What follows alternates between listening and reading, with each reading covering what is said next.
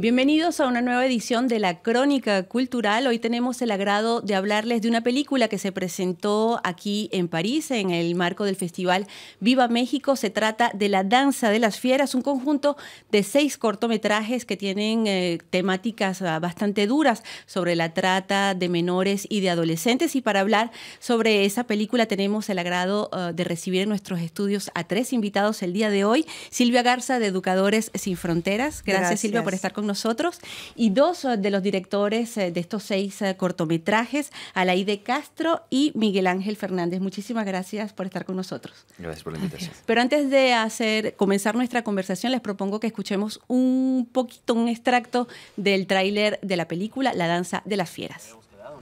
Que hay normas para trabajar, como en todos lados.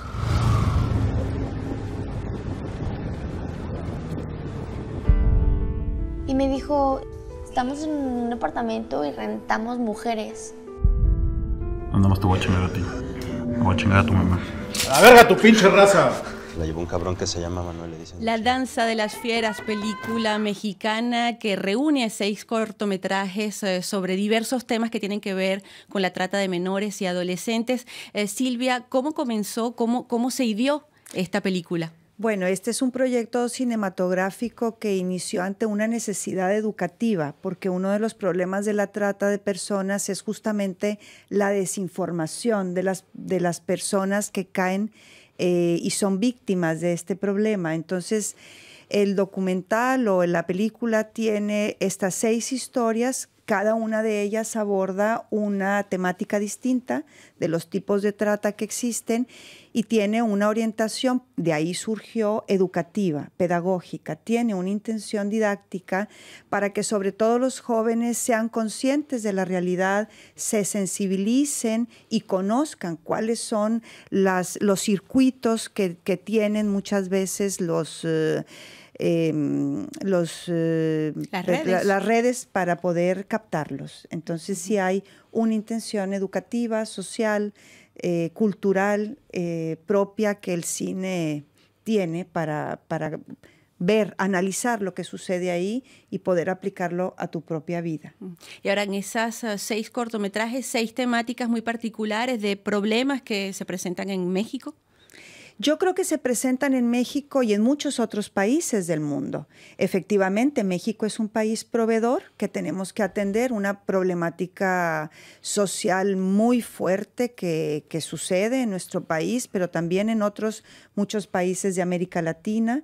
Y también, por otro lado, hay que considerar a los países consumidores, que son importantes también. Entonces, sí, está enfocado en una realidad mexicana, pero se puede exportar a cualquiera otra de las zonas donde suceden este tipo de problemáticas y sobre todo que se necesita hablar de ellos, concientizar, sensibilizar no solo a los jóvenes, sino a la comunidad en general y que se puedan tener herramientas para defenderse ante este tipo de situaciones que desgraciadamente ocurren y ocurren mucho además. Y justamente la película comienza con uno de los problemas más acuciantes en México que tiene que ver con los niños y es la prostitución, las redes de prostituciones que captan menores. Es el tema de Follow Back, en la película de Alaide Castro.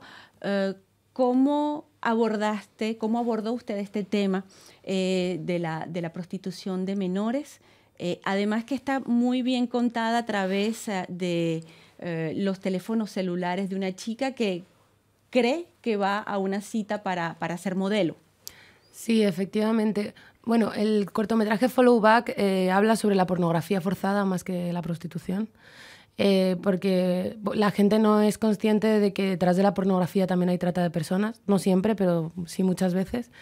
Y pues sí, decidimos usar la interfaz de un teléfono para contar la historia porque en la investigación que hicimos descubrimos que era un método muy usado por los tratantes para captar a sus víctimas, las redes sociales y los videojuegos en línea.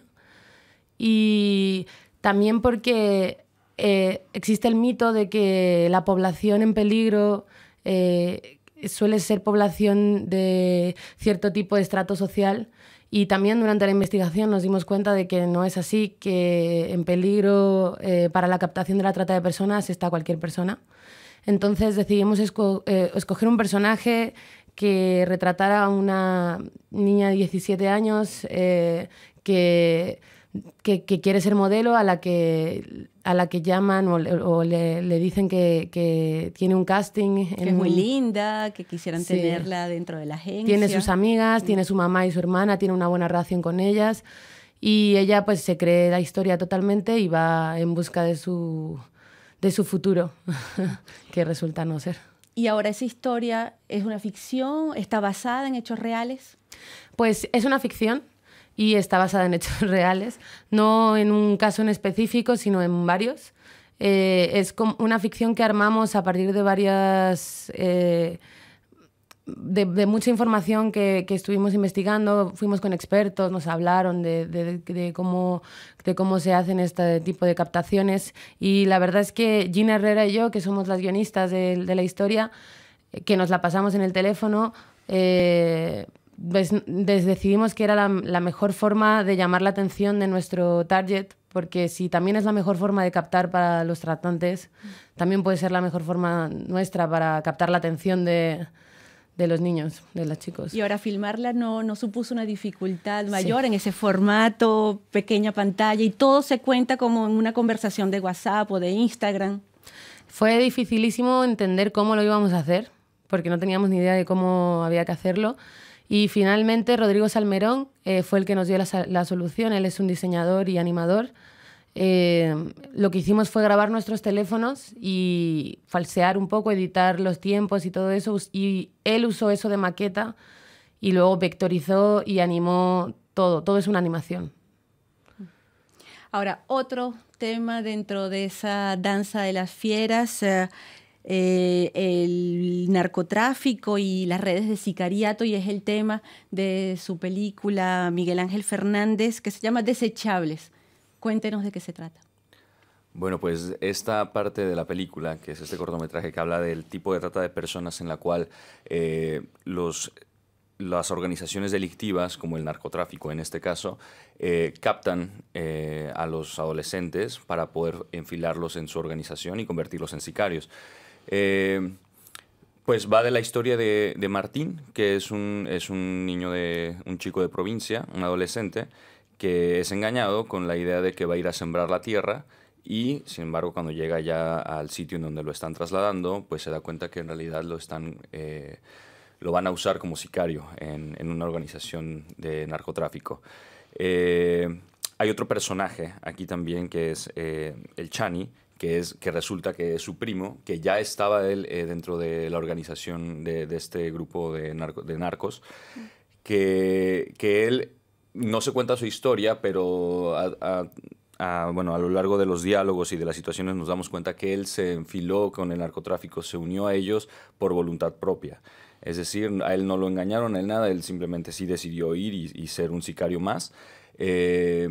Puse a estos dos personajes porque cualquiera de las dos situaciones es trata de personas. Tanto la primera, que es evidente, es un engaño, hay un traslado y hay una explotación, como en la otra, que a pesar de que él fue voluntariamente a formar parte de este grupo criminal, también es trata de personas, ya que pues una es menor de edad, hay un traslado y hay una explotación. Además de que, pues bueno, en México los medios de entretenimiento, como, pues no sé, tanto series, películas, los mismos narcocorridos, suelen enaltecer y glorificar al sicario, glorificar al capo o al narcotráfico. Entonces, la gente que consume eso, los niños, los adolescentes, pues suelen tener esa aspiración, ¿no? Y quieren lograr llegar ahí, aunque tengan una vida corta, pues es la única forma de lograr ser alguien en la vida. Uh-huh. Y el Desechables termina con una cifra que da frío en la espalda: 30.000 niños que cooperan vinculados con el crimen organizado en México. Una gran cantidad sobre todo esta población que es muy vulnerable, que pues necesitaría tener otras salidas, ¿no? Sobre todo en la parte de provincia de México, que no suele haber quizá la educación adecuada, o también el cobijo de una familia que pueda darle un camino mucho más, pues más próspero que ese. Pues muchos de México lo que hacen, o no sé, eso solía ser mucho antes, pues era irse a Estados Unidos a trabajar. Hoy en día creo que tienen otra oportunidad muy mala, también bastante lamentable, que es enfilarse con el narcotráfico. Y Silvia Garza, usted que pertenece a Educadores Sin Fronteras, trasluce en estos dos cortometrajes de los que estamos hablando el engaño, la facilidad con la que un menor, un adolescente podría caer en una red, sea de sicariato, de narcotráfico, de pornografía. Sí, yo creo que es importante darnos cuenta como sociedad civil que esos niños o esos jóvenes también son víctimas y que la violencia es un problema multifactorial. No estamos hablando que sea uno solo el culpable de esta situación. Es decir, es una problemática muy compleja donde todos, si queremos disminuirla, ya no digo erradicarla, pero sí disminuirla, debemos de ser conscientes y abordarlo y analizarlo con nuestro entorno más cercano. Porque si nosotros no vemos a esos chicos como víctimas también del propio problema, poco vamos a poder hacer por ellos y por lo tanto poco podemos hacer para esa disminución de la violencia que se está presentando en nuestras comunidades, en nuestra comunidad. Definitivamente ambos cortometrajes son muy útiles para los padres, para los maestros, para los jóvenes, para quienes nosotros trabajamos con ellos, porque justamente presentan eso, que no estamos hablando de que ellos quieren estar ahí. No es que tengan un proyecto de vida determinado, en este caso buscando la oscuridad. Todo mundo quiere tener una vida digna, todo mundo debemos de comprometernos para que el otro lo tenga. Y esto, bueno, me parece que son formas espléndidas para abordar las durísimas problemáticas o temáticas, no desde el morbo, no desde decir o culpabilizar a nadie, sino con una intención de análisis, de reflexión, de educación, y ya cada uno tendrá la posibilidad de decir, esto es lo que ocurre, como yo no podré hacer para que siga propagándose. Y es justamente eso. A veces hay una despiadada respuesta para los jóvenes que se encuentran en esa situación. Y ahora le hago la pregunta a nuestros dos directores, ¿en qué medida para ustedes el cine puede ser un vector justamente para informar, para prevenir? Yo creo que es el medio perfecto para hacerlo, porque como dice Mike, ya existen suficientes documentos cinematográficos en los que se ensalza la violencia, se ensalza el narcotráfico, se ensalza cierto tipo de la hipersexualidad de las niñas, la prostitución. Entonces, ya existen un montón de películas, series que te dan mensajes contrarios, que te dan mensajes que provocan en el imaginario colectivo de todos los niños que eso se vale y que eso está bien. Y pues es hora de empezar a hacer algo al respecto de ello y crear textos audiovisuales que te puedan poner a pensar sobre eso. Miguel Ángel. Sí, pues vivimos un momento audiovisual. Todos los días nos levantamos, vemos una pantalla, estamos relacionándonos con videos, con formatos.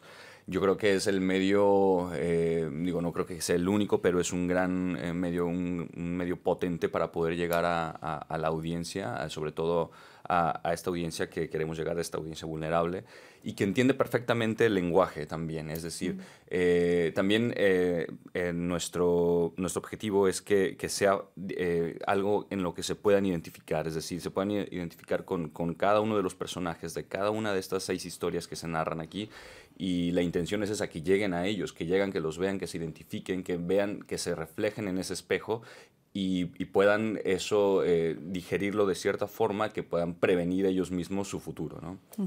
Y ahora, ¿en qué momento se va a ver la película en México?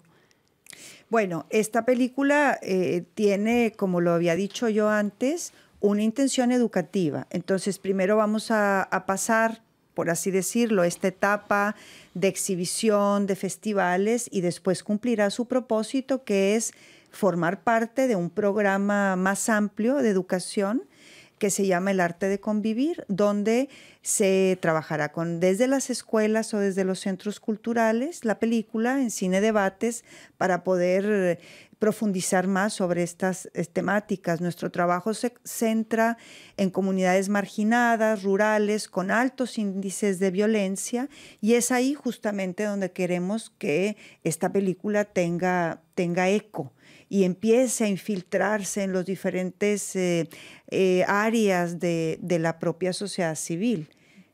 Entonces yo creo que para el próximo año, en enero del próximo año, iniciaremos esta, digámoslo, movilización pedagógica a favor de la convivencia. ¿Y hay una edad específica para ver? Porque algunos de los cortos son bastante explícitos, violentos también, reflejan los problemas que hay. ¿Hay una edad mínima para ver esta película? Está pensada para chavos de 12 a 17 años.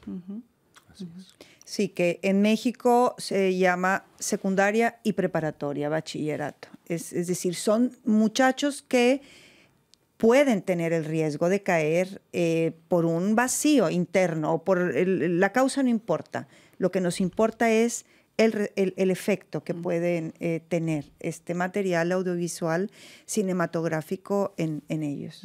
Última pregunta que me gustaría hacerles a los tres. ¿Qué expectativas justamente de ese viaje que está haciendo la película fuera de las fronteras de México? ¿Qué expectativas con el público internacional tienen? Pues la verdad es que ha sido un proyecto que no nació como una película como tal. Como dice Silvia, fue un proyecto por encargo y que estaba pensado para ser un material, para una herramienta más para la ONG Educadores Sin Fronteras. Y poco a poco fue creciendo y convirtiéndose en lo que es hoy en día. Entonces realmente ahora mismo las posibilidades son infinitas porque estamos empezando todavía a entender qué va a pasar con esto. Internacionalmente la única fecha que teníamos programada era aquí en París, fue el martes pasado. No, el sábado. Fue el sábado, perdón. 7 de octubre. Sí. Y por lo pronto tendremos unos cuantos estrenos en festivales de México, pero no teníamos nada confirmado para nada más. Estas ventanas que estamos teniendo adicionales en festivales de cine también son ventanas importantes porque también llegamos a gente, a organizaciones, a periodistas que se interesan en el tema y nos dan todavía mucho más voz, como en este espacio, por ejemplo. Eso es importantísimo también porque la gente se hace mucho más consciente de las problemáticas que existen y entonces hay una forma de poder trabajar y colaborar para que se haga el mayor ruido posible. Las expectativas, pues bueno, esa es la primera experiencia que tenemos, fue el estreno mundial prácticamente de la película y hemos tenido muy buena respuesta en la presentación, en la exhibición estuvo esta chica, Mariana, no recuerdo su apellido, que forma parte de esta asociación que se llama Sin Trata y platicamos mucho al respecto. Entonces ese es el eco que estamos haciendo, es el ruido que estamos provocando y esperemos que se siga replicando, ¿no?, en las demás festivales. Pues a mí no me queda sino de desearles muchísimo éxito con el viaje de esta película y en esa próxima proyección en México, donde ustedes quisieran que se viera. Muchísimas gracias por estar con nosotros. Silvia Garza, de Educadores Sin Fronteras, y los directores Alaide Castro y Miguel Ángel Fernández. Muchísimas gracias a ustedes y a ustedes hasta la próxima.